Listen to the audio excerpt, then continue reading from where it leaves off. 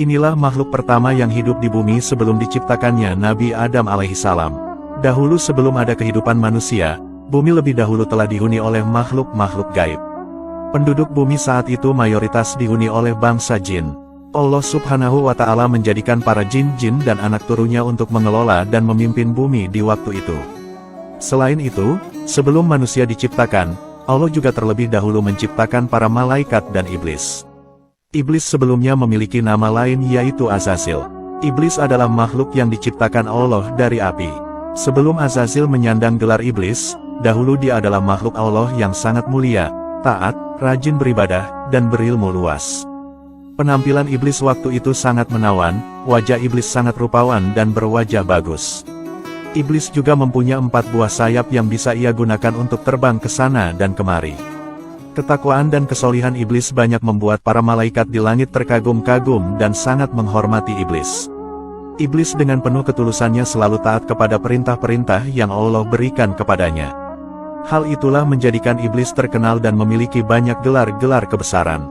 Iblis dahulu adalah makhluk ahli ibadah yang super hebat. Iblis dan malaikat, dahulu pernah menjalankan kehidupan bersama-sama selama 80.000 tahun.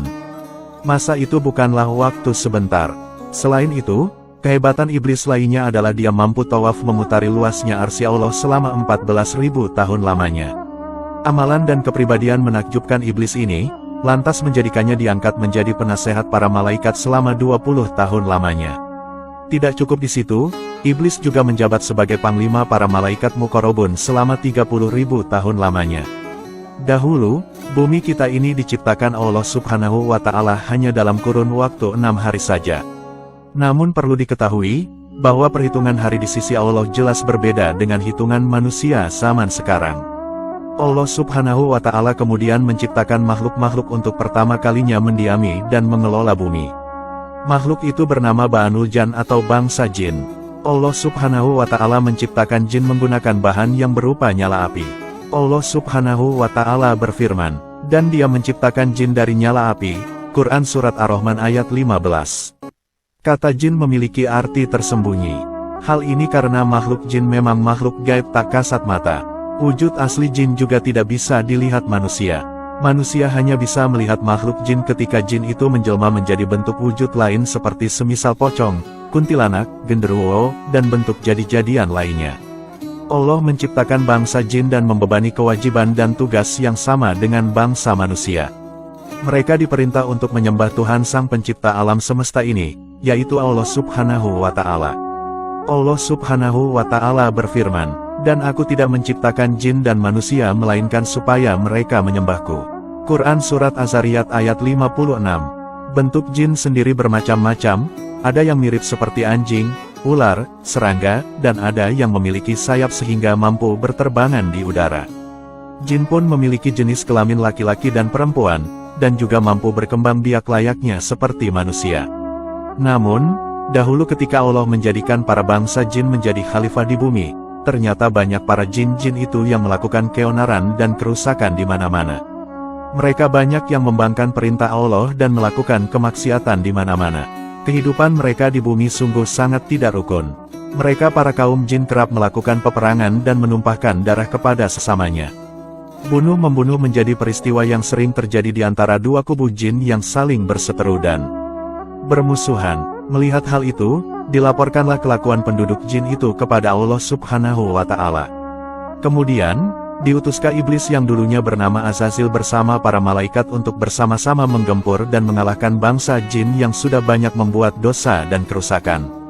Iblis sebagai komandan perang para malaikat, lalu bersama-sama menghabisi para jin-jin perusak itu sampai berhasil. Peperangan lalu berlangsung sangat dahsyat. Akhirnya, peperangan luar biasa itu dimenangkan oleh tentara para malaikat. Dalam peperangan itu, banyak jin-jin yang mati mengenaskan. Namun, banyak pula yang berhasil kabur dan sembunyi di dasar laut, di gua-gua, dan di dalam hutan. Iblis dengan bangganya bisa memimpin perang dan mengalahkan para jin itu. Sebenarnya, rasa sombong dalam diri iblis karena kehebatannya sudah Allah Subhanahu wa Ta'ala ketahui sebelumnya. Namun, para malaikat tidak ada yang mengetahuinya sedikit pun. Iblis masih terlihat sangat soleh dan nampak begitu taat kepada Allah Subhanahu wa Ta'ala.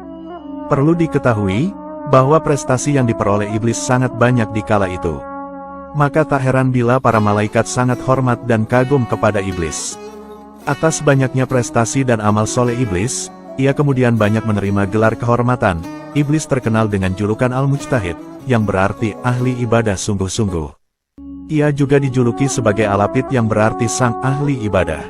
Lalu, iblis juga dijuluki sebagai As-Sajid yang berarti sang ahli sujud. Gelar-gelar itu masih belum seberapa dan masih banyak gelar-gelar lainnya. Setelah musnahnya kekhalifahan bangsa jin di bumi, kemudian Allah berencana akan menciptakan manusia untuk menjadikannya khalifah di bumi hingga hari kiamat. Namun, program Allah Subhanahu wa Ta'ala itu malah mendapat keluhan dari para malaikat. Para malaikat menganggap bahwa kehadiran manusia nantinya di bumi akan sama menimbulkan masalah dan suka berperang menumpahkan darah di atas bumi. Hal ini bisa terjadi seperti penduduk bumi sebelumnya, yakni kawanan bangsa jin yang berperilaku arogan dan suka bunuh-membunuh. Kisah keluhan malaikat kepada Allah itu terdapat dalam Al-Quran. Allah Subhanahu wa Ta'ala berfirman dalam Quran Surat Al-Baqarah ayat 30 yang artinya, "Ingatlah ketika Tuhanmu berfirman kepada para malaikat, sesungguhnya aku hendak menjadikan seorang khalifah di muka bumi. Mereka berkata, mengapa engkau hendak menjadikan khalifah di bumi itu orang yang akan membuat kerusakan padanya dan menumpahkan darah, padahal kami senantiasa bertasbih dengan memuji engkau dan mensucikan engkau." Tuhan berfirman, "Sesungguhnya aku mengetahui apa yang tidak kamu ketahui." Allah Subhanahu wa Ta'ala berkata kepada malaikat, bahwa Allah lah yang lebih mengetahui kedepannya. Selanjutnya, Allah Subhanahu wa Ta'ala kemudian menciptakan Nabi Adam alaihissalam dari tanah liat.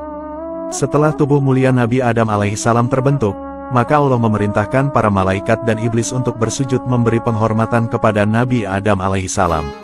Semua malaikat akhirnya bersujud kecuali iblis. Allah Subhanahu wa Ta'ala berfirman, "Dan ingatlah ketika kami berfirman kepada para malaikat, sujudlah kamu kepada Adam, maka sujudlah mereka kecuali iblis. Ia enggan dan takabur, dan adalah ia termasuk golongan orang-orang yang kafir." Quran Surat Al-Baqarah ayat 34. Iblis akhirnya memilih membangkang dan enggan bersujud kepada Nabi Adam alaihissalam. Allah Subhanahu wa Ta'ala lalu bertanya, "Apakah yang menghalangimu untuk bersujud kepada Adam di waktu aku menyuruhmu?" Iblis menjawab, "Saya lebih baik daripadanya. Engkau ciptakan saya dari api, sedang dia engkau ciptakan dari tanah." Quran Surat Al-A'raf ayat 12. Iblis dengan lantangnya membangkang perintah Allah Subhanahu wa Ta'ala karena merasa sombong dan lebih baik dan lebih mulia dibanding Nabi Adam alaihissalam. Kelakuan edan iblis itu akhirnya membuat Allah Subhanahu wa Ta'ala murka dan melaknat iblis. Iblis kemudian dikutuk menjadi makhluk yang buruk, sesat, dan juga menyesatkan. Karena sikap sombongnya itu, kemudian Allah Subhanahu wa Ta'ala mengusir iblis dari surga. Namun sombongnya, bukannya minta ampun, iblis malah bersumpah untuk menyesatkan anak cucu Adam hingga hari kiamat kelak.